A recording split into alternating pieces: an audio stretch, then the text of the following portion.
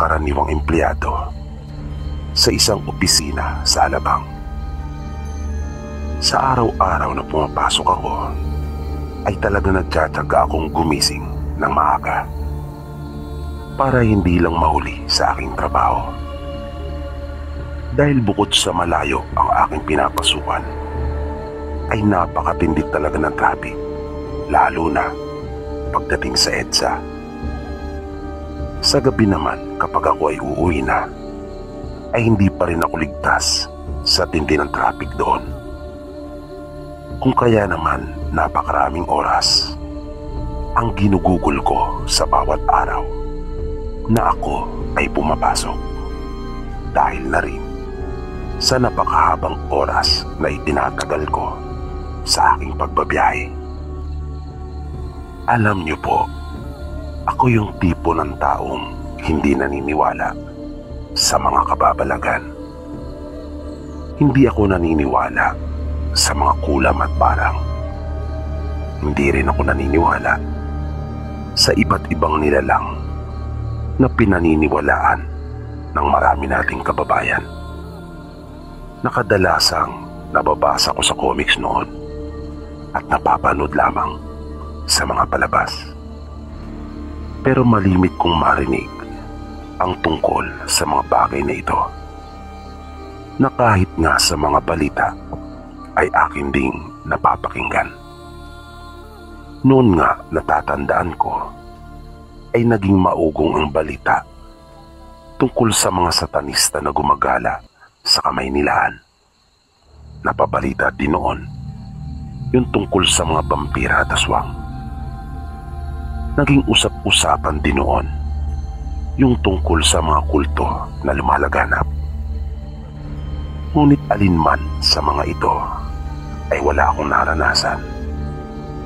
Kung kaya iyon rin marahil ang dahilan kung bakit hindi ako naniniwala noon.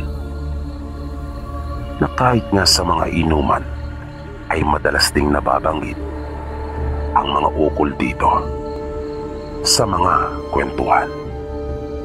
Pero ipinagkikibit balikat ko lang dahil hindi ko talaga pinaniniwalaan sapagkat hindi ko pa naranasan. Minsan, nang galing ako mula sa trabaho at pauwi na ng bahay, tulad ng dati, ay ginabi na ako sa biyahe. At dahil sobrang pagod ko nung araw na iyon, ay di ko na malayang nakatulog na pala ako. Nang bumaba ang katabi ko, ay nagising ako. At nang sumilip sa bintana, ay nakita kong nasa Nepa Q-Mart pa lang ako. Kaya, ipinagwalang bahala ko iyon. Dahil sa malayo pa naman ang bababaan ko. Kaya, napapikit na muli ako.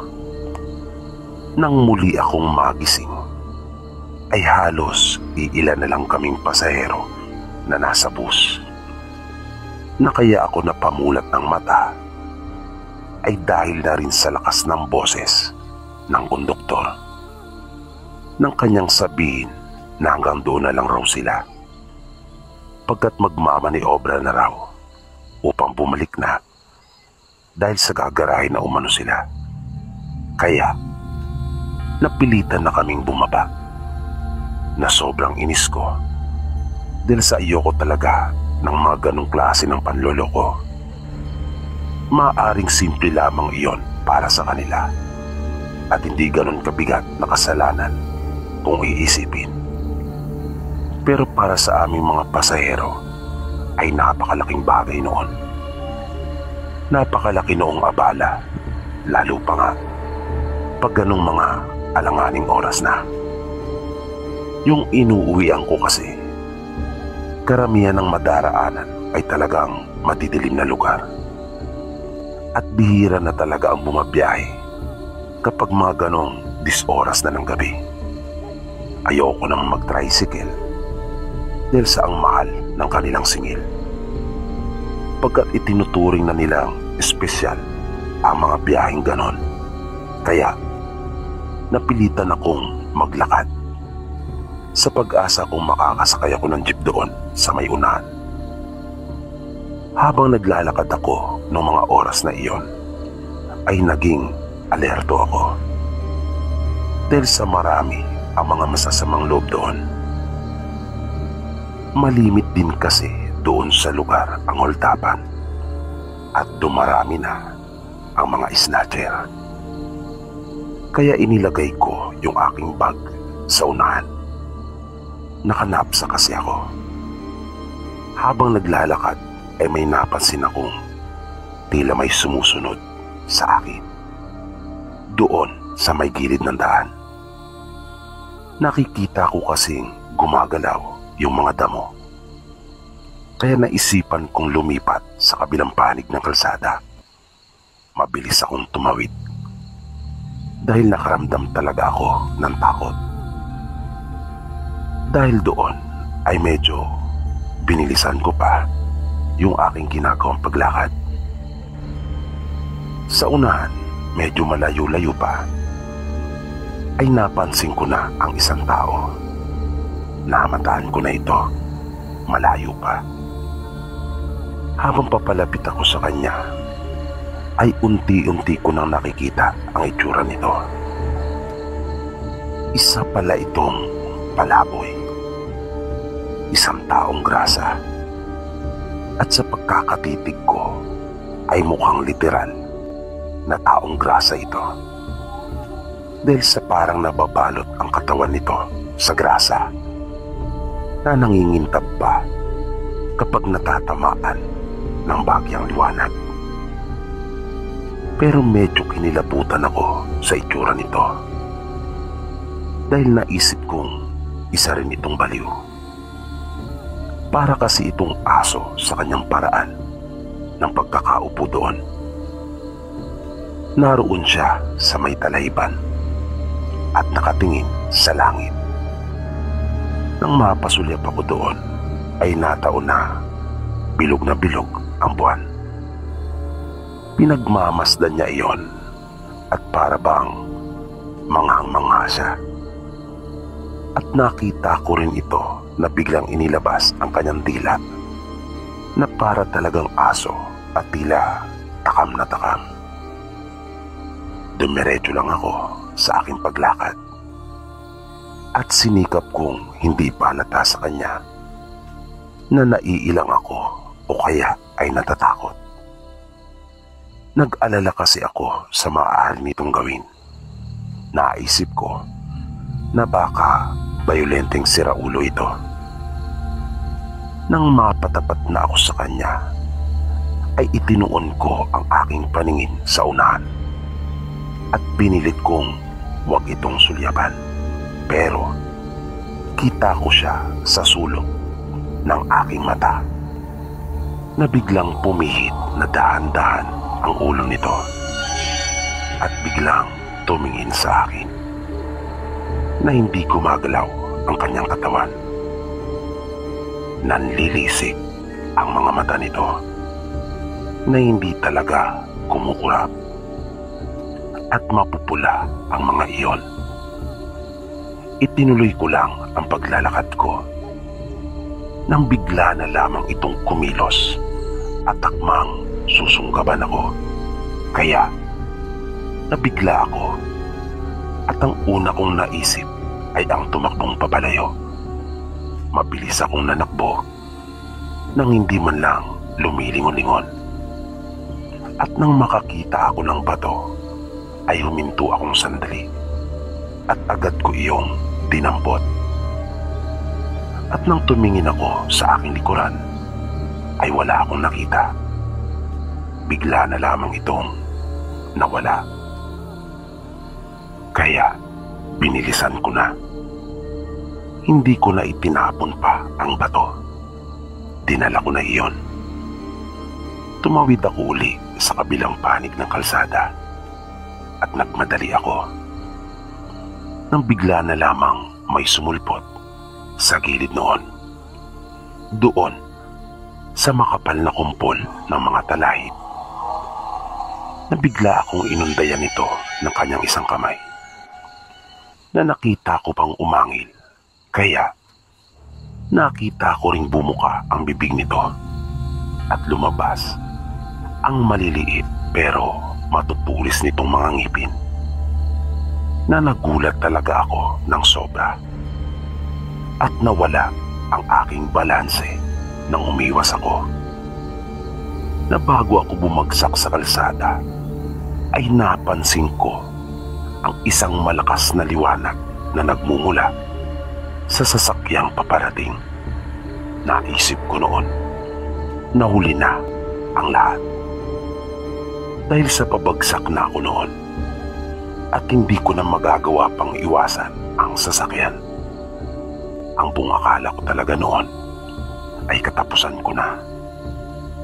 Buti na lamang at napansin din kaagad ako ng driver nung sasakyan.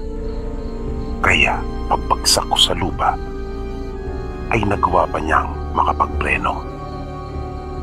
Kung kaya tumama lang ang braso ko sa unahan ng kanyang minamanehong kotse. At narinig ko ang pagbukas at sara ng pinto ng sasakyan. Maya-maya pa ay narinig ko na ang yabag nung nagmamaneho ng kotse. Narinig kong tinanong ako nito kung ayos lang ba raw ako. Isa pala itong babae. Medyo nasaktan ako sa tagiliran sa may gawing pigi ko dahil sa pagbagsak ko sa kalsada. Pero nagawa ko pa namang makatayo. Sinabi ko sa babae na ayos lang ako. Tinanong niya akong muli kung ano ang nangyari. Sinabi kong may umatake kasi sa akin. Nasundan pa ang kanyang mga pagtatanong. Nagmagandang loob siya na ihatid na ako doon sa pupuntahan ko. Nagmamadali siyang pumasok sa sasakyan sapagkat delikado nga doon sa lugar. Kahit nga ako ay pinagdudahan din niya noong una. At nag-aalangan pala siya na ako ay isakay. Pero napansin naman daw niya na hindi ako masamang tao. Nang pinaandar na niya ang sasakyan, di pa kami nakakalayo, ay bigla na lamang may malaking pusa na kulay itim na lumundag doon sa windshield ng kanyang sasakyan. Kaya nagulat siya at talaga namang napasigaw ng malakas at kanyang natapakan ng mariin ang preno na dahil doon ay muntik lang humampas ang mukha ko sa aking harapan. Buti na lang at mabilis kong naitukod ang dalawa kong kamay. Pero saglit lang iyon at kanya nang pinaandar na muli ang sasakyan. At may narinig kaming napahiyaw. Nasabi pa niya sa akin ay naramdaman niyang parang mayroon siyang nasagasaan. Baka daw nasagasaan niya yung pusa. Sinabi ko namang wag na niyang isipin iyon. Habang umaandar na kami ay sinilip pa niya sa side mirror ng kanyang kotse at nasindak siya sa kanyang nakita. Hindi iyon pusa. Ang nakita niyang naroon ay yung inakala kong taong grasa. Kaya lalo siyang nag-alala na nakadisgrasya daw siya ng tao. Gusto niya pa sanang ihinto ang sasakyan pero pinigilan ko siya. Sinabi kong huwag siyang hihinto. Dagdag na sabi ko pa sa kanya, hindi tao ang kanyang nadisgrasya. Sabi ko, iyon yung umatake sa akin. Halos hindi siya makapaniwala sa aking sinabi. Pero doon pa lamang rin niya tila naintindihan ang lahat. Na ipinagtaka niya kung paanong napunta yun doon. Samantalang pusang itim ang lumundag sa kanyang sasakyan na tumilapon pa nga sa harapan nang mapapreno siya ng todo. Nang marating na namin yung terminal, ay nagpaalam na ako sa kanya at nagpasalamat. Sinabi ko sa kanya na mag-iingat siya sa kanyang pagmamaneho. Nang umalis na siya, ay napasulya pa ako sa hulihang bahagi ng kanyang sasakyan. Inihatid ko na lamang siya ng tanaw habang unti-unti nang nawawala sa aking paningin. Nasabi ko sa aking sarili na balang araw ay makakaganti din ako sa kanya ng kabutihan. Medyo may kilig pa nga akong naramdaman sapagkat maganda ito. Madaling araw na nang ako ay dumating sa inuupahan kong bahay. Di na ako nagbihis pa pagkat parang patang-pata ang katawan ko. Kaya nagubad na lamang ako ng sapatos at naiga na. Naisip kong baka hindi na lang rin ako papasok nung araw na iyon dahil sa hindi ko talaga kakayanin. Nang magising ako ay mag-aalas 12 na ng tanghali. Lumabas ako ng bahay. Bumili ako ng dyaryo dahil sa tumataya pa ako noon ng loto. Kaya sa araw-araw ay bumibili talaga ako ng dyaryo. Nang nagimbal ako sa aking nakita, sa harapang bahagi kasi ng dyaryo ay naroon ang larawan ng isang babaeng duguan na nasa loob ng kanyang sasakyan. At hindi ako maaaring magkamali. Iyon ay si Aileen na aking nakilala na naghatid sa akin sa terminal. Tandang-tanda ko pa ang plate number ng kanyang sasakyan. Nang binasa ko ang balita ukol doon, ay hindi rin masabi pa ng mga awtoridad na nag-imbestiga kung ano ang motibo ng pagpatay. Dahil sa wala naman daw nawawalang gamit ito. Hindi rin naman daw ito pinagsamantalahan. Ayon sa inisyal na imbestigasyon, ay maaaring lulong umano sa ipinagbabawal na gamot ang may gawa noon.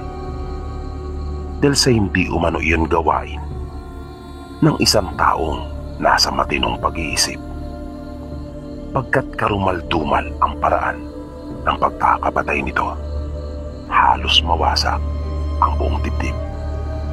Na ayon pa sa balita, ay may mga parte pa umano ng laman loob nito na nawawala.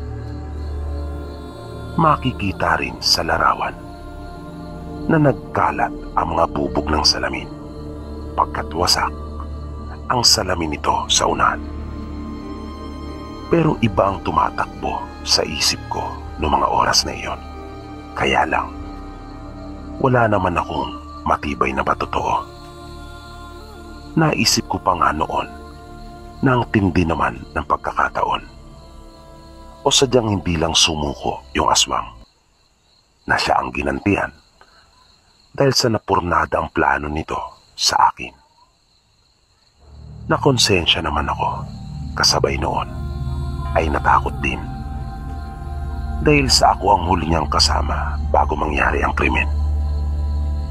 Kung lulutang ako, naisip kong wala din naman akong maitutulong upang mahuli kung sino man ang gumawa noon. Kaya naisip kong mag-leave na muna sa trabaho at umuwi na lang ng aming probinsya. Hanggang ngayon po, paminsan-minsan, ay sumasagi pa rin iyon sa aking isipan. May mga pagkakataon pa ngang napapanaginipan ko pa rin iyon. At sumisigaw pa nga daw ako minsan, sabi ng asawa at mga anak ko. Hindi pala kailangang maranasan mo muna bago ka maniwala.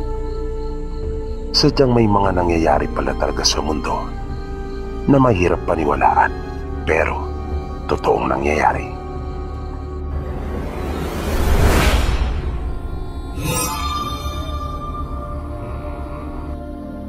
Naganap po ang aking karanasan noong ako ay 13 taong kulang pa lamang. Isang karanasan na hindi ko po talaga makakalimutan dahil nakakita po ako ng aswang ng harap-harapan. Kaya ako ay naniniwala talaga na sila po ay umiiral. Ang akin pong mga magulang ay debotong Katoliko. Alam ko pong marami ang maaring hindi maniwala sapagkat ito ay di pangkaraniwan na hindi madalas nararanasan ng lahat ng tao at mahirap na maipaliwanag ang aking ibabahaging kababalagan. Kung kaya nalalaman kong luba itong mahirap na mapaniwalaan, pero hayaan niyo pong isalaysay ko sa inyo para na rin po sa inyong mga masugid na taga-subaybay. Ang totoo po, ang aming buong angkan ay aktibo at saradong Katoliko. Natatandaan ko pa po noong nabubuhay pa ang aking lola na madalas po ay nasa mga padasal at nobena siya.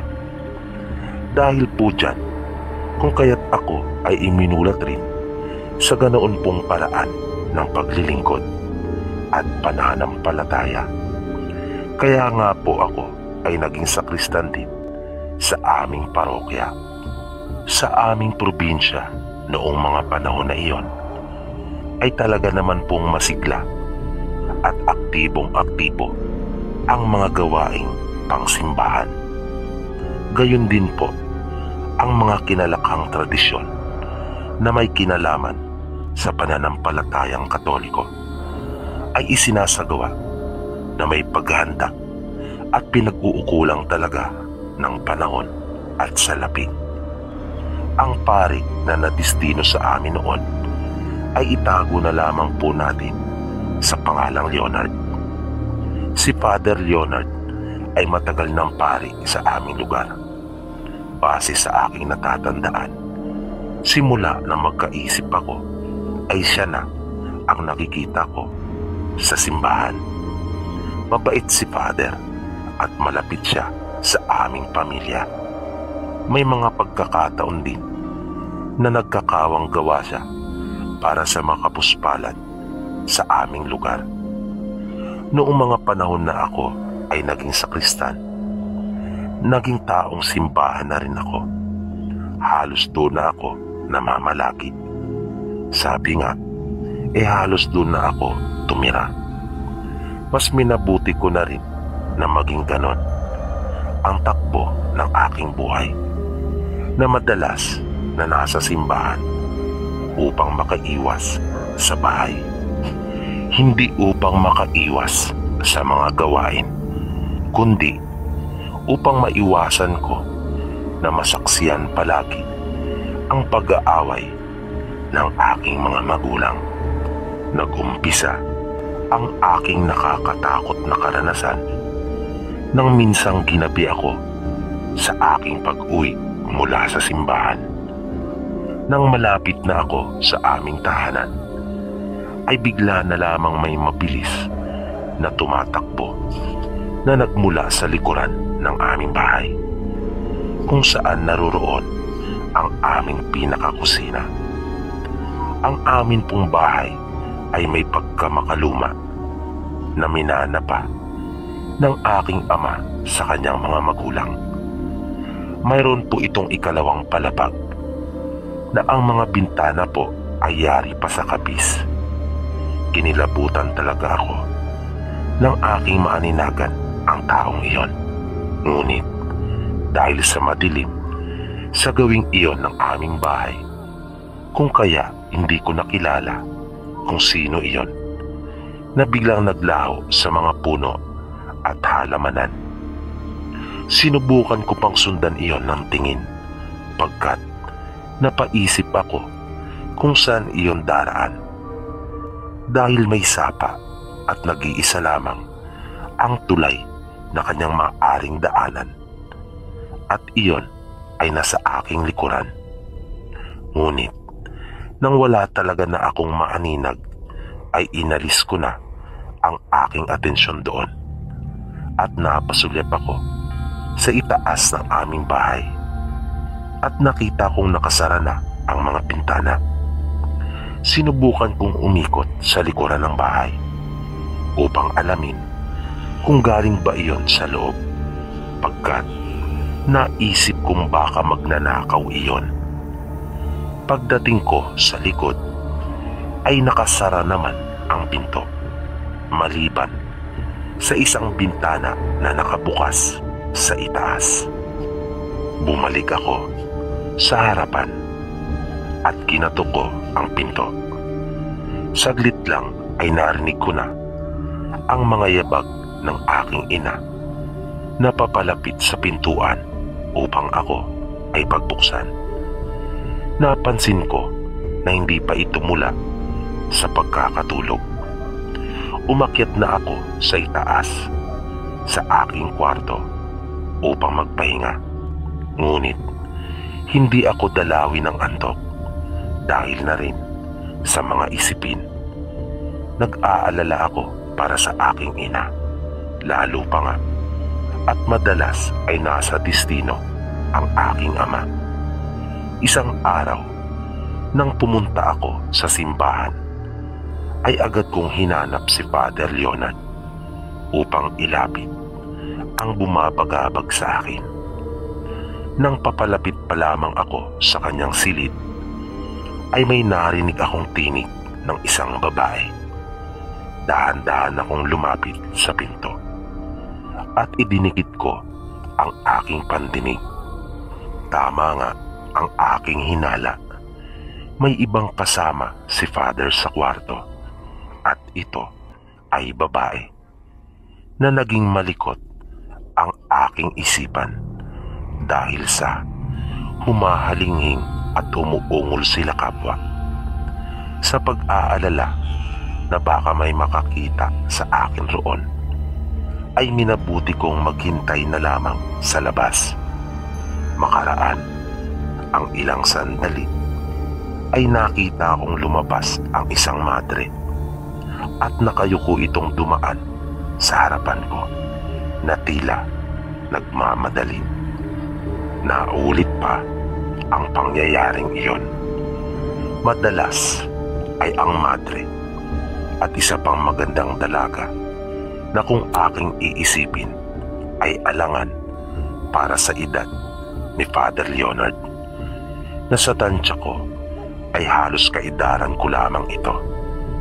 Mabait at talagang malapit sa akin si Father, pero habang lumalaon ay parang nababawasan na ang respeto ko dito dahil unti-unti ay nakikilala ko na ang totoong pagkatao nito. Ngunit nagkamali ako sa pag-aakalang lubusan ko na itong nakikilala dahil isang gabi nang ako ay umuwi sa aming bahay ay nakaramdam agad ako ng kakaiba. Sa di ko maipaliwanag na dahilan ay bigla na lamang sumagi sa aking isipan ang ukol doon sa lalaking minsan ko nang naabutang galing sa aming bahay na nagmamadaling umalis. Kung kaya dahan-dahan akong pumasok sa aming bahay sa likurang bahagi na aking ginamitan ng dala-dala kong kutsilyo ang pintuan upang mabuksan.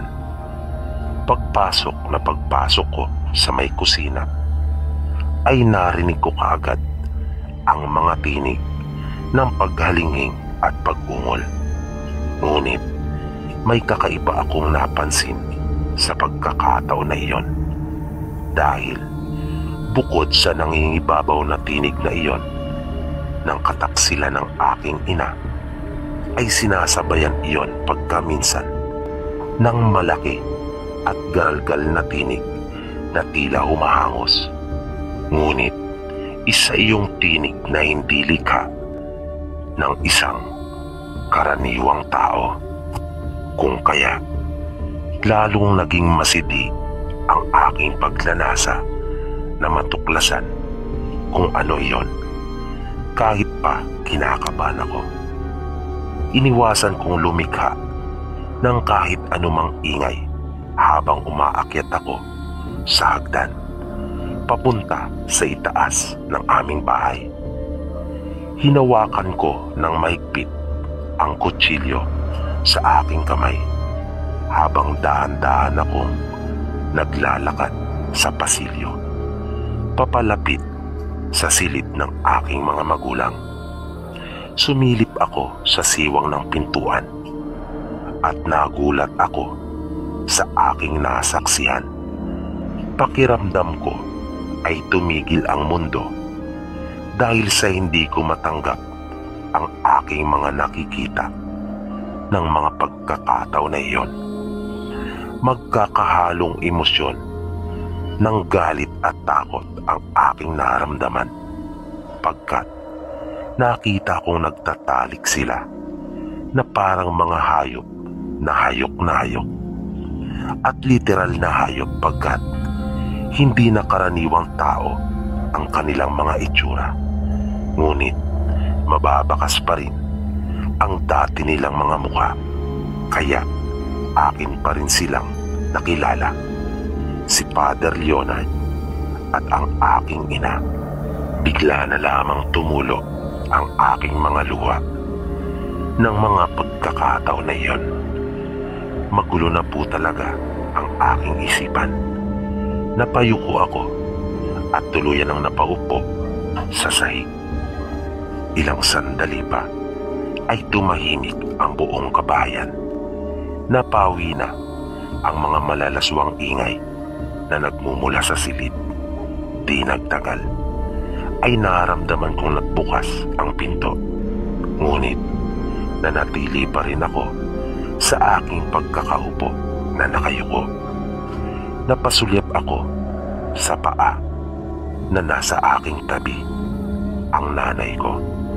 Ngunit maya-maya ay paa naman ng isang lalaki ang sunod kong nakita. Kung kaya, mabilis kong iniangat ang aking ulo sa kanila. At nagulat po ako sa tumambad sa akin na kahit alam kong iyon ay nanay ko, ay talaga pong natakot ako dahil sa kanyang itsura, lalo na si Father Leonard. Kung kaya, bahagya akong napaatras. Makakapal ang kanilang mga kilay na halos magpanagpo na ang mga ito. Ganon din ang kanilang mga labi na medyo humaba pa ang kanilang mga nguso dahil sa mga naglalakihan at matutulis na mga ngiping nakausli. Idagdag pa ang mapupula nilang mga mata at nagtitirikang mga buhok na ang kanilang mga buto sa pisngi ay mas maumbok di hamak kesa sa mga karaniwang tao. Mabilis akong tumayo at tumakbong pababa. Lumabas ako ng bahay at hindi na lumingon-lingon pa. Masamang-masama ang loob ko sa aking ina. Habang papalayo ako sa bahay, ay sumagi sa aking isip na marahil iyon ang madalas nilang pag-awayan noong mga panahong hindi pa palaging nadidistino ang aking ama. Naisip ko rin na marahil ay may nalalaman ang aking ama ukol sa relasyon nila ni Father Leonard. Nakituloy muna ako sa bahay ng aking kaibigang si Dino. Kinabukasan, maaga pa ay ginising na niya ako at sinabing nariyan daw ang aking ina at ako ay sinusundo. Labag man sa kalooban ko na labasin siya at sumama pa uwi, ay naisip kong mabuti na rin iyon upang maliwanagan ako pagkat marami akong mga katanungan sa aking isipan at nais kong sa aking ina mismo manggaling ang mga kasagutan sa mga bumabagabag sa akin. Kung kaya lumabas siya at hinarap ang kanyang ina. Tahimik lamang siya at hindi umiimik na sumama. Hanggang sa makarating sila sa kanilang bahay, ay walang namutawi sa kanyang mga labi na kahit isa mang kataga. Nang nasa kanila na sila, ay doon niya sinimulang tanungin ang kanyang ina. Humingi kaagad ito ng tawad sa kanya at sinabing hindi niya gustong mangyari iyon sa kanila. At ni minsan ay hindi niya hinangad na maapektuhan at madamay siya. Pagpapatuloy pa ng kanyang ina, si Father Leonard ay dati na niyang nobyo noong hindi pa ito pari. Wala naman daw talaga sa isip nito ang pagpapari, ngunit dahil sa mga nangyari ay napilitan itong pumasok sa seminaryo pagkat pinagbantan ito ng kanyang lolo dahil hindi sila boto kay Leonard sapagkat bantog na may lahing aswang ang angkan nito at ang gusto ng mga ito para sa kanyang ina ay ang kinikilala niya ngayong ama na si Mario. At upang ipakita sa mga magulang ng kanyang ina na wala na silang pag-asang maging sila pa at upang mapatunayang wala silang lahing aswang, kaya ito napilitang lumusong sa pagpapari.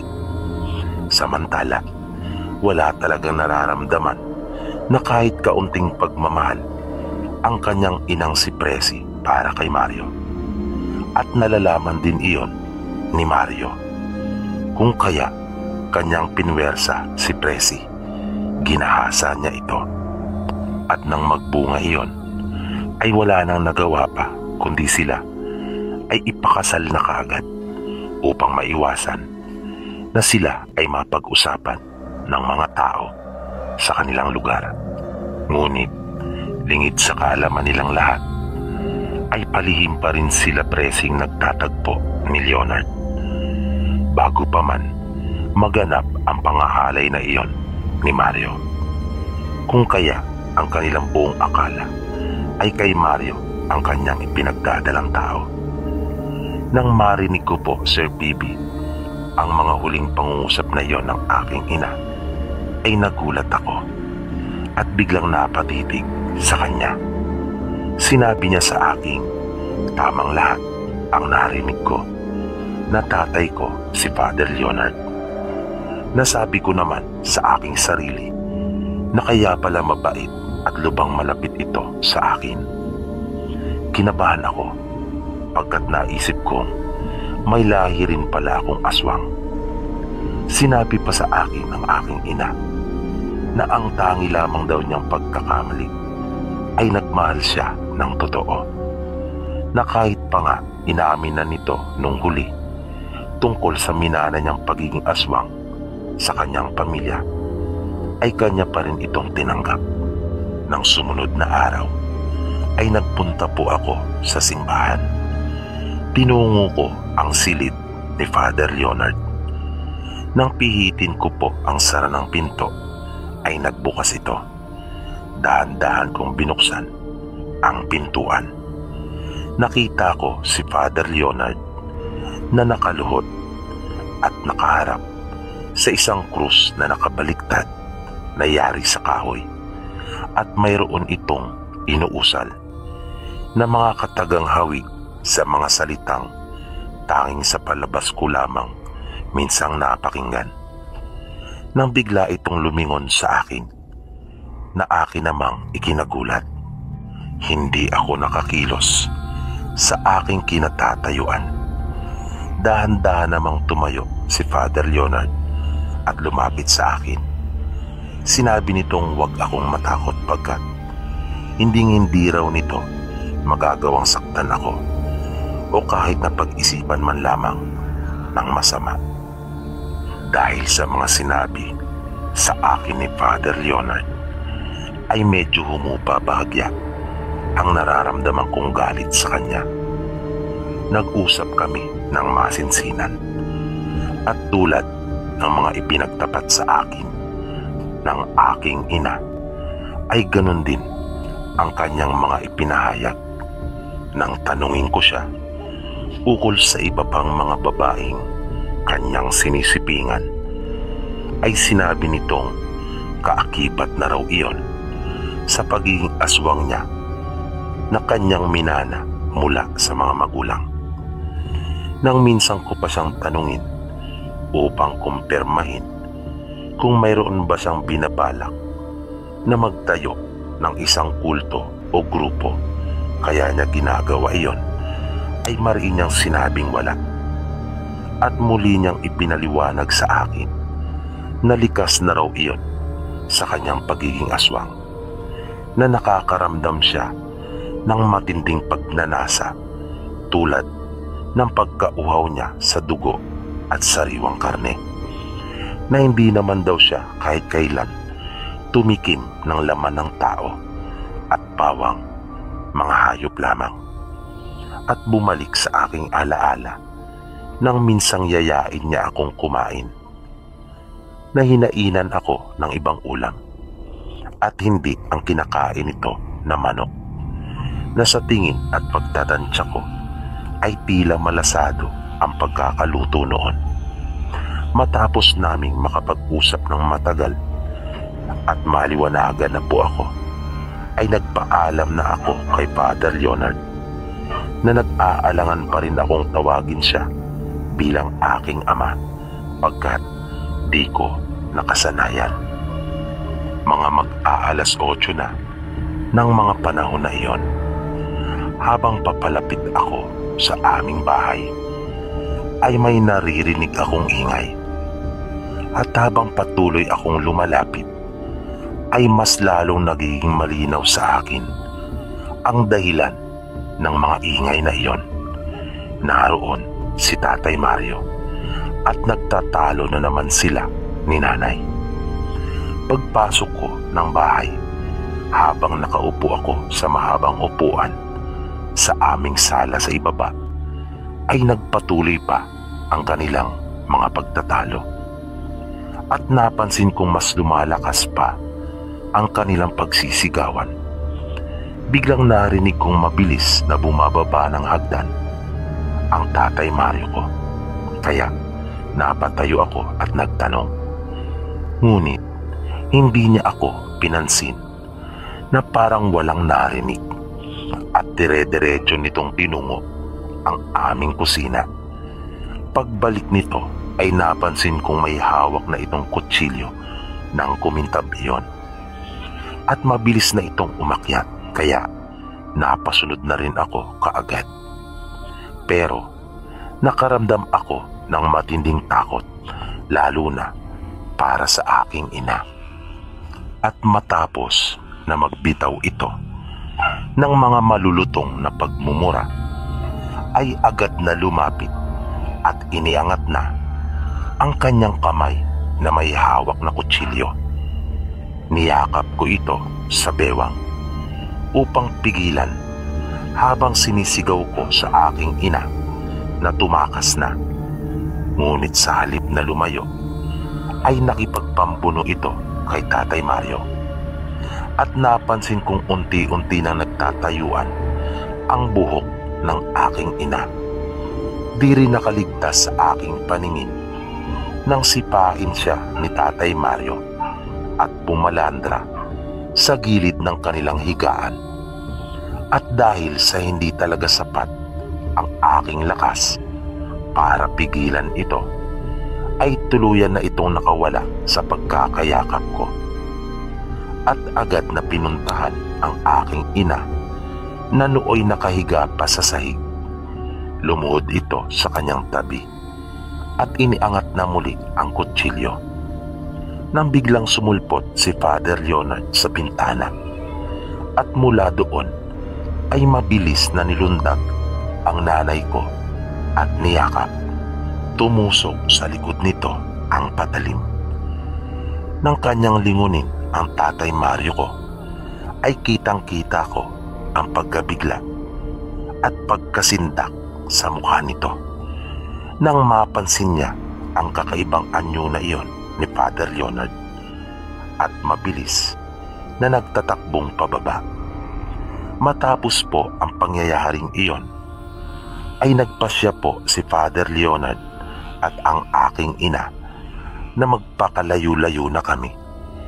Sa kasalukuyan po ay naninirahan kami dito sa isang probinsya.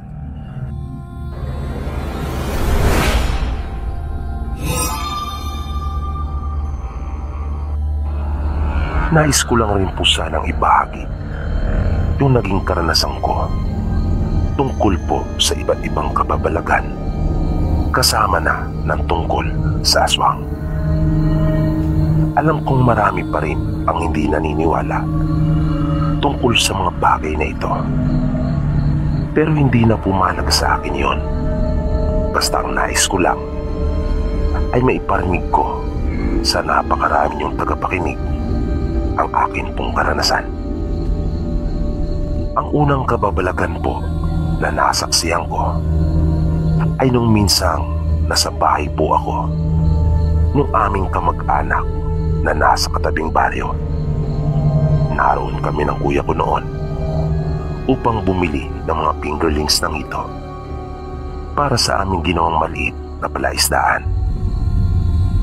Hindi naman masyadong malawak yung palaisdaan nila, pero mas malaki iyon kumpara sa amin, na ang tubig ay lampas bewang ang lalim.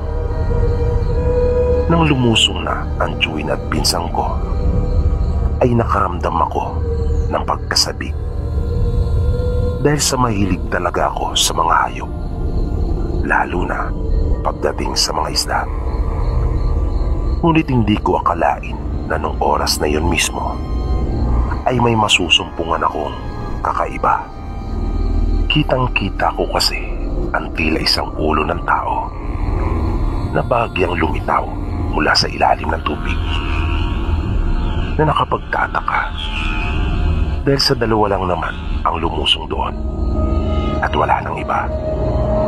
Tanging ang Chewin ko lang at isang pinsan na kanyang anak. At nakadagdag ng kaba sa akin yung nakita kong tila nilulumot na mga baking at talaman na nasa ulo nito. Nag-alala ako para sa Chewin at pinsang ko, dahil sa hindi ako sigurado kung anong uring nilalang iyon, dahil sa noon pa lang ako nakakita ng ganon. Naisip ko rin kasi na baka sunggaban sila nito.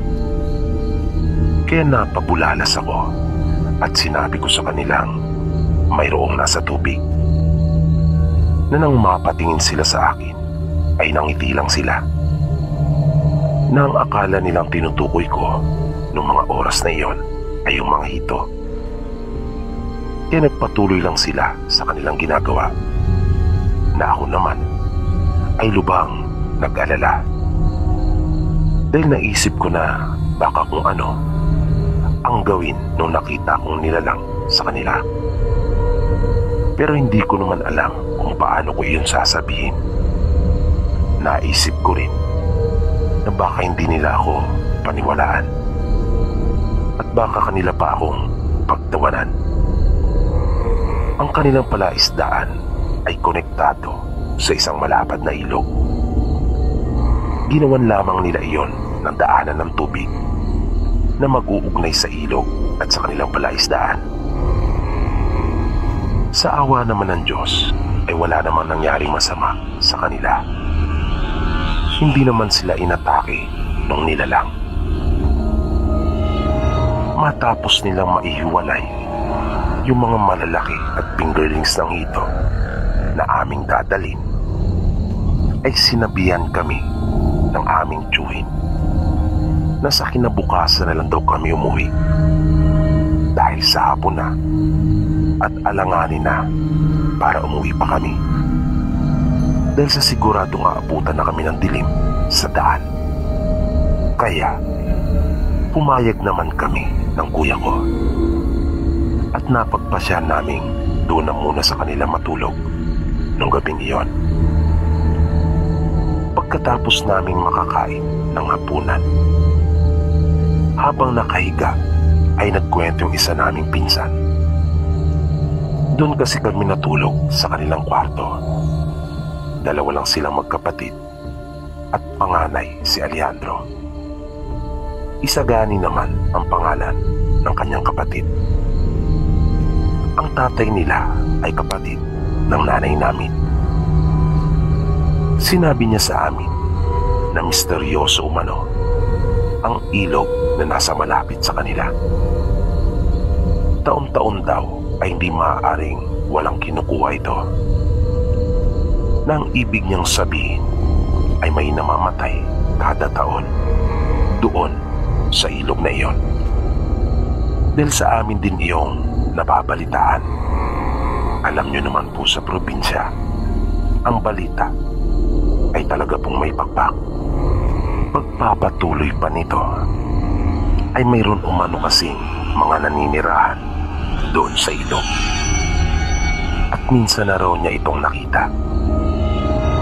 Kaya hindi ko na napigilan ang sarili ko nang aking marinig iyon. At aking ikinuwento ang nakita ko nung kasalukuyan silang nasa tubig. Sinaway naman ako ng kuya ko at sinabing tigilan ko raw ang gumawa ng mga kwento. Kilala kasi ako sa pamilya namin na palabiro at nabansagan pang mananahi dahil sa mahilig daw akong magtahi-tahi ng kwento at medyo malawak daw ang aking imahinasyon. Kaya di ko alam kung anong sasabihin ko para maniwala ang aking kuya sa akin. Pero habang nag-iisip ako ay biglang sumagot ang pinsan namin at sinabing totoo ang sinasabi ko. Dahil sa kanya rin palang napansin iyon. Ngunit hindi lamang daw siya nagpalata. Nang uminti lamang siya nang marinig niya akong nagsabi na mayroong nasa tubig.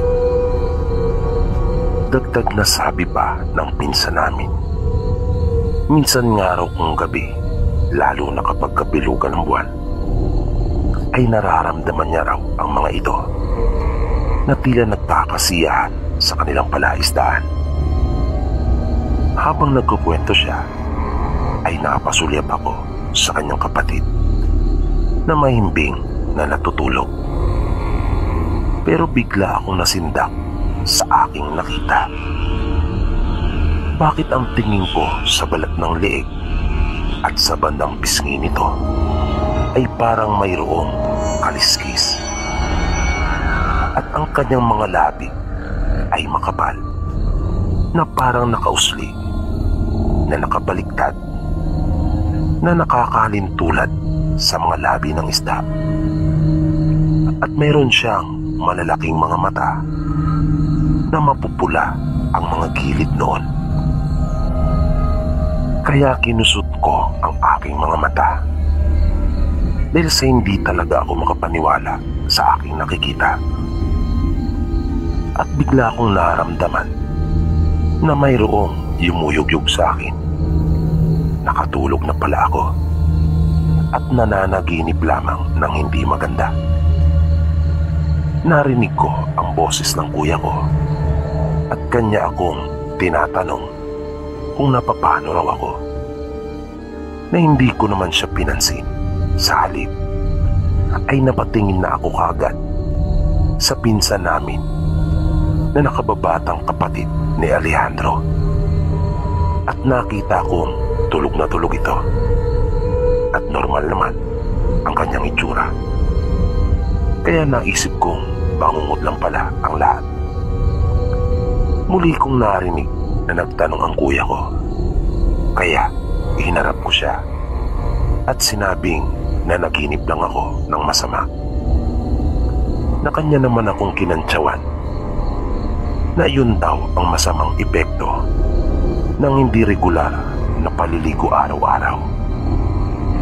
Kaya tumagilid na lamang ako at sinikap na makatulog na uli. Akala ko pa naman ay may mahalaga siyang sasabihin. Bubuskahin lang pala ako.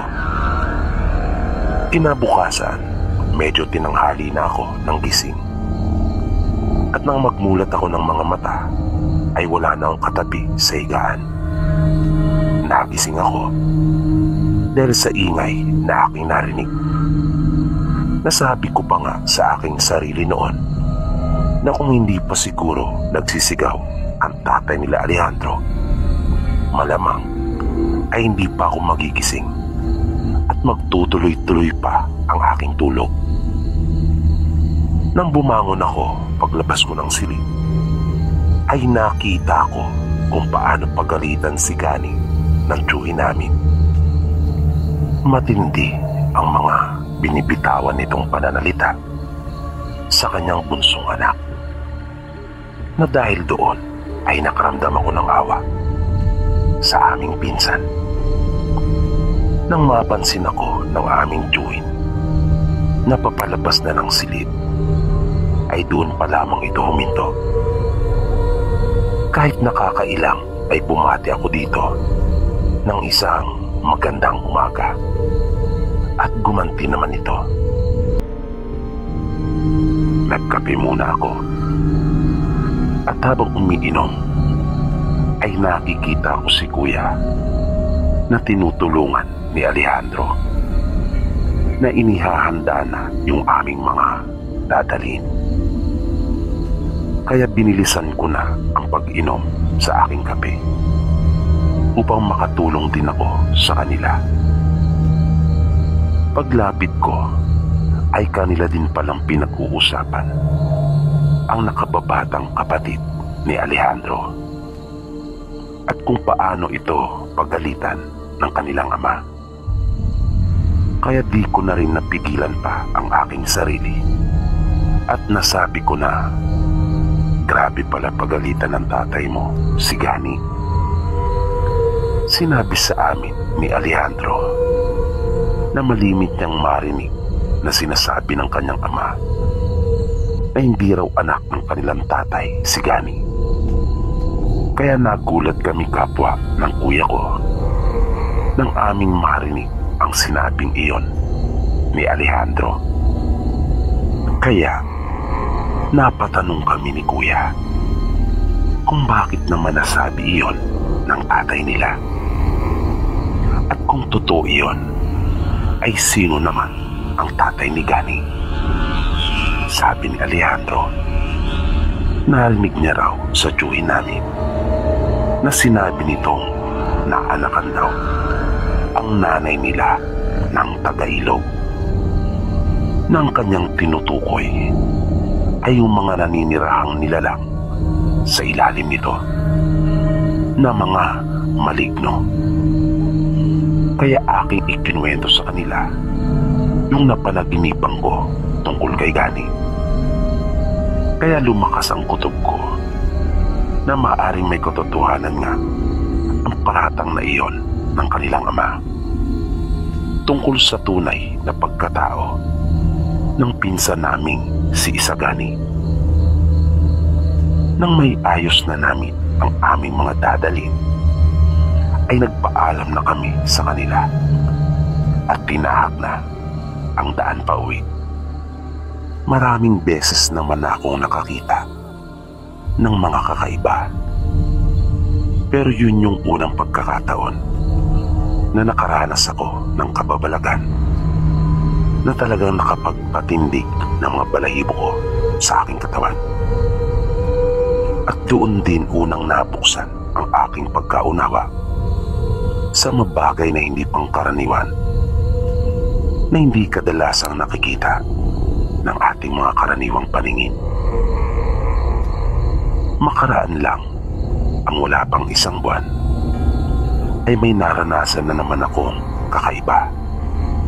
Nangyari naman ito nang minsang nangangahoy naman kami. Kasalukuyan noong abalang-abala kami sa pagtagpas ng mga kahoy nang biglang may nahagip ang aking paningin na tila ba may lumundag mula sa isang puno papunta sa isa pa. Kaya mabilis akong napalingon at nakita ko ang figura ng isang tao. Ngunit kinilabutan ako at hindi na nakagalaw pa sa aking pagkakatayo, pagkat hindi iyon karaniwang tao. Nakakasindak ang itsura nito na nagtataglay ng kakaibang uri ng mga mata na mayroong matutulis na pangil at may impis na pangangatawan. Wala rin itong anumang buhok sa kanyang ulo at kakaiba ang kulay ng balat nito.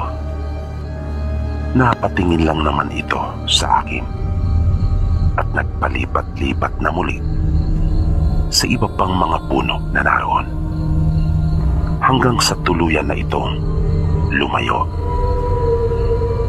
Nang tingnan ko ang aking mga kasama, ay tila walang kamuang-muang ang mga ito. Wala silang nararamdamang anuman at lalong hindi nila iyon nakikita. Dahil patuloy lang sila sa kanilang ginagawa. Katulad na lamang ng kuya ko na mas malapit sa kanya ang punong iyon kung saan lumipat at lumundag yung nilalang. Minsan naman po, nang tumalo kami ng lamay sa kamag-anak nila nanay na namatay, ay muli kaming nagkita-kita ni Alejandro at ng kapatid niyang si Isagani. Nagkayayaan kaming maglaro ng barahan noon para may mapaglibangan habang naroon kami at nagpapalipas ng oras. Marami ding mga nakikipaglamay ng mga oras na iyon. Kaya doon kami sa kwarto nung kamag-anak namin naglaro ng baraha. Nang mga maghahating gabi na, ay bigla na lamang umalulong ang aso na talaga namang nakakapanindig ng balahibo, na ang mga tao naman sa labas ay agad nilang sinaway ang mga iyon. Maya-maya ay narinig naming tila nagkaroon ng komosyon, na nagkaingay na bigla ang mga tao, at narinig din naming nagtakbuhan sila. Agad kaming lumabas na magpipinsan mula doon sa kwarto upang alamin kung ano ang dahilan ng kaguluhang iyon. Nakita naming nagpupuntahan sila doon sa bahagi kung saan naroon ang maraming puno at mga nakatingala sila. May napansin daw kasi silang lumipad at doon tumabo. Ilang sandali pa ay kanila nang inilawan ang itaas ng puno. Pinaikutan nila iyon. Lahat ng puno ay inisa-isa nila na kanilang sinuri ang mga ito. Pero wala naman silang nakita. Ngunit nagpatuloy pa sila. Kami naman ng mga pinsan ko ay nagpasya ng pumasok na uli sa bahay upang ipagpatuloy ang paglalaro namin ng baraha. Nang bigla na lamang akong natigilan at hindi na nakagalaw pa sa aking kinatatayuan doon malapit sa pinto, nang makita ko ang isang aswang na nakaupo doon sa may bahaging likuran ng kabaong, na tila walang ibang nakakakita dito kundi ako lang. Nakakakilabot ang itsura ng aswang, na naisip kong napaglaruan sila nito. Nalansi sila ng aswang at naisahan na ang pakay pala talaga nito ay ang bangkay.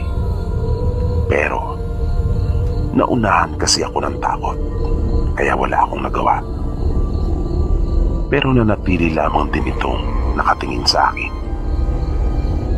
At nang ibukanan nito ang kanyang bibig, ay doon pala mga kutila na himasmasan. At nagkaroon ng lakas ng loob at napasigaw ako ng malakas, dahil na rin sa takot na naramdaman ko dahil sa pagbuka ng kanyang bibig. At nakita kong nagmamadali na iyong kumilos at lumabas ng bahay na dumaan doon sa likurang bahagi. Na kahit pa nga may mga tao doon ay walang nakapansin sa aswang at mabilis itong nakalabas.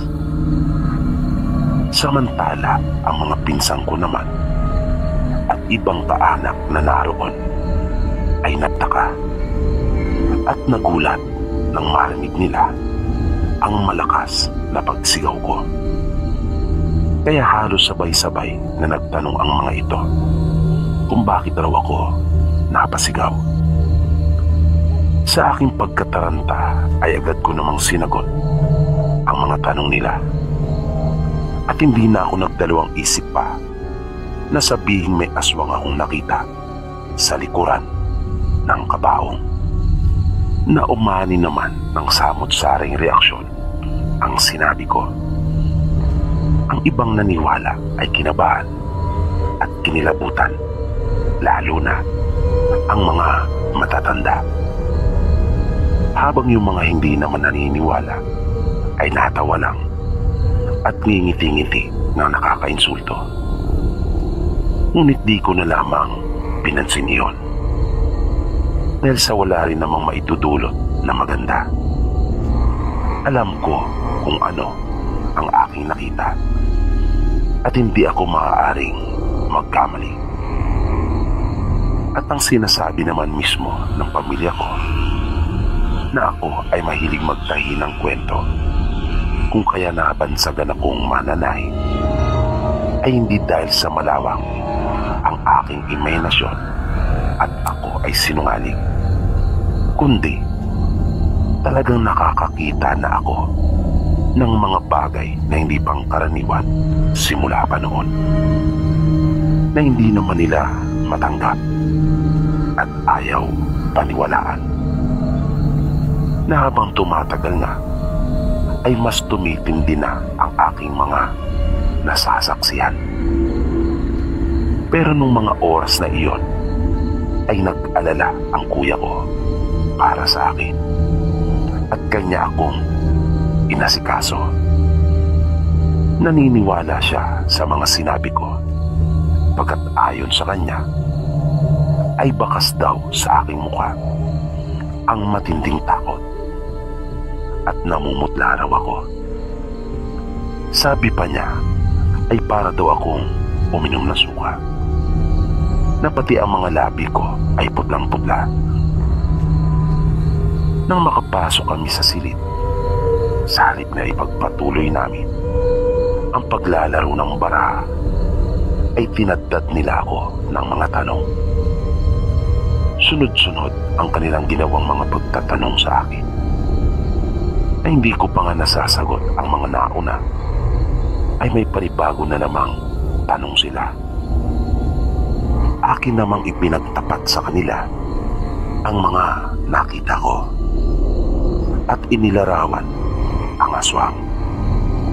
Hanggang sa dalawi na rin kami ng antok at magkayayaan na matulog. Ako ang kanilang pinapwesto sa pinakagilid. Katabi ko yung pinsan naming babae rin na isa sa anak nung namatay naming tiyahin. At tabi-tabi na sila kuya ng mga pinsan naming lalaki. Di ko na alam kung mga anong oras na iyon. Pero tsaka kung mga madaling araw na. Sa tansya ko ay mga 3:00 na siguro noon o higit pa. Bagya akong nagising dahil sa nakaramdam ako ng matinding ginaw. Kung kaya hinagilap ko yung kumot, sinubukan kong kabayin ito na hindi pa rin nagmumulat ng aking mga mata. Nang hindi ko makapa ang kumot, ay saka ko dinilat ang mga mata ko. Ngunit nagimbal ako sa aking nakita. Parang binusalan ang bibig ko dahil sa hindi ko na nagawang makasigaw pa. Pero sa loob ko ay gustong-gusto kong magsalita at sumigaw. Pero walang lumalabas sa aking bibig. Di ako makapaniwala na nangyayari iyon nung mga oras na yon. Nakita ko kasi na may mga paang namumutla na nakalutang sa tapat ko. At nang itaas ko pa ang aking paningin, ay doon ko palang nalaman kung sino yung nakalutang na iyon sa hangin. Yun ay yung tiyahin naming namatay at katabi ko sa pagtulog ang kanyang nag-iisang anak na babae. At ito yung kanyang pinagmamasdan. Na pagkaraan ng ilang sandali ay nakita kong lumayo na ito na nananatiling nakalutang sa hangin at tumagos doon sa kanilang dingding at tuluyan ng naglaho. Na matapos iyon ay nawala na rin yung lamig na aking nararamdaman. Na ang buong akala ko ay dala ng klima doon sa aming probinsya. At doon ko naisip na kaya naman pala sobrang ginaw ng aking nararamdaman ay dahil sa mayroon palang espiritu na naroon.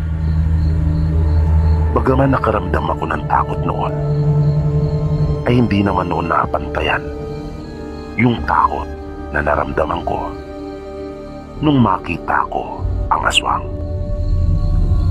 Nawala ang aking antok, kung kaya bumangon na lang ako at naisipan kong uminom ng tubig at umihi na rin. Paglabas ko ng silid ay bumungad sa akin yung kabaong, kung kaya sumilip ako. At pagtingin ko sa tiyahin namin, sa pagkakatitig ko ay tila nakangiti ito at maaliwalas ang kanyang mukha. Dumiretso na ako sa kusina at doon ay uminom ako ng tubig at umihi na rin sa palikurang katabi nito. Matapos iyon, mga ilang buwan lang ang lumipas, ay isa na namang masamang balita ang nakarating sa amin. Namatay na di umano ang pinsan namin, si Isagani. Talagang ikinagulat naming mag-anak iyon. Yun po ang natatanging taon na natatandaan ko na dalawa sa mga kamag-anak namin ang namatay. Kaya nagsabi si nanay sa amin na doon na muna siya mananatili hanggang sa may libing ito. Nauna pa nga si nanay na nagpunta doon. Sumunod na lamang kami nila kuya at tatay. Pagdating namin doon, ay marami ng mga taga roon sa kanila ang nakikipaglamay. At naroon din ang ilan pa naming mga kaanak. Naabutan namin sila na pinag-uusapan ang mga nangyari kay Gani. Ayon sa aking narinig, inutusan lamang daw niya ang kanyang anak na manghuli ng mga alaga nilang hito upang nang sa ganon ay may maiulam sila. Pagkat may bagyo kasi noong mga araw na iyon, kung kaya wala gaanong huling isda na maaring mabili. Kung meron man, ay napakamahal naman. Kaya naisipan nilang hito na lang ang kanilang iuulam. Matapos daw makapanguha ni Gani ng hito, ay bigla na lang daw itong nilagnat kinagabihan. Na ang buong akala naman nila ay simpleng lagnat lang. Kaya nga hindi daw talaga sila makapaniwala na ganon ang mangyayari kay Gani. Yun lamang daw ang tanging pinagmula noon. Kanila daw pinakain at pinainom ito ng gamot para sa lagnat. At maaga raw itong nakatulog. Kaya hinayaan naman nila upang makapagpahinga. Nung madaling araw, ang tanging natatandaan lamang daw nila ay nakarinig sila ng isang malakas na tunog ng tila ba napakalalim na paghinga na hindi naman daw nagawang bumangon ng tatay nila dahil sa ipinagwalang bahala niya lamang iyon. Pagkatakala niya ay kung ano lang. At nagulat na nga lang daw ang nanay nila nang bumangon ito para mag-init ng tubig na nang kanyang tingnan si Gani upang kamustahin kung may lagnat pa ito, ay malamig na ang pinsan namin. Putla na ang mukha pati mga kamay at wala na rin itong hininga. Pero malambot pa umano, kaya sinubukan pa nila itong gisingin at hinipan sa bibig habang pinubomba ang kanyang dibdib. Pero wala na raw talaga. Habang nakikinig ako sa kwentuhan nila, ay hindi ko maiwasang hindi maluha. Dahil muli nagbalik sa akin yung tagpo na pinapagalitan ito ng kapatid ni nanay na para itong abing-abi. Mabait si Gani, tahimik lang siya at mahiyain. Dala na rin marahil ng nararanasan nito sa kanyang ama. Kaya para itong nawala ng tiwala sa kanyang sarili. Natatandaan ko pa nga kapag sila naman ang pumupunta sa amin at kasama ito, ay makailang beses ko pang pilitin para kumain. Dahil sa talagang napakamahiyain ito. Pero sa lahat ng mga pinsan ko ay masasabi kong ito ang pinakagwapo at malayo talaga sa kuya niyang si Alejandro. At dahil sa bumigat ang pakiramdam ko, dahil na rin sa aking mga narinig at mga alaala ng aming pinsan, ay naisipan kong lumabas ng kanilang bahay. Pero bago iyon, ay sumilip akong minsan pa kay Isagani. Hindi rin kababakasan na nahirapan ito. Maaliwalas naman ang kanyang mukha na masasabi kong parang masaya siya sa nangyari at kung saan man ito naroroon. Paglabas ko ay dumiretso ako doon sa kanilang palaisdaan at doon ako magpapahangin. Masarap kasi ang simoy ng hangin doon kumpara sa bahay nila kung saan nagkakarami ang mga tao, kung kaya naging maalinsangan. Nang papalapit na ako doon sa gilid ng kanilang palaisdaan, ay may napansin akong liwanag na nagmumula sa gitnang bahagi noon. Ang buong akala ko ay may nangunguha lang ng hito at may gamit itong maliwanag na ilaw na tulad ng Petromax. Naisip ko na baka nangunguha sila para ihanda sa mga bisita o kaya naman ay pupulutanin ng mga nagiinuman. Pero nang mas lumapit pa ako, ay nag-umpisa na akong kilabutan. Nakita ko si Gani na naroon at may mga nakakbay sa kanya. Nakatabi niyang nakaupo sa magkabila niyang gilid. Isang lalaki at isa iyong babae. At iba ang kanilang kasuotan. Naiiba at angat kesa sa mga naroong kasama nila. Na sa pananamit pa lamang niya ay alam mong mataas ang kanyang estadong kinalalagyan. At sa harapan nila ay naroon ang napakaraming pagkain. At napapalibutan sila ng mga nagagandahang mga babae na sila ay pinagsisilbihan. Halos lahat ng naroon na nakikita ko ay kumikinang. At nakita ko sa unang pagkakataon ang mga ngiting iyon ni Isagani. Masaya nga siya na parang natagpuan niya ang hinahanap niyang kaligayahan. Hindi mo siya kababakasan ng lungkot sa kanyang mukha. Natagpuan na niya ang para sa kanya. Ngunit sa kabila ng mga saya at ngiti, ay nagdurugo naman ang puso ng kanyang mga naiwan, na ang kanyang ama ay alipin ngayon ng pagsisisi dahil sa ipinaranas niyang kalupitan kay Connie. Dahil doon ay gumaan na bigla ang aking pakiramdam.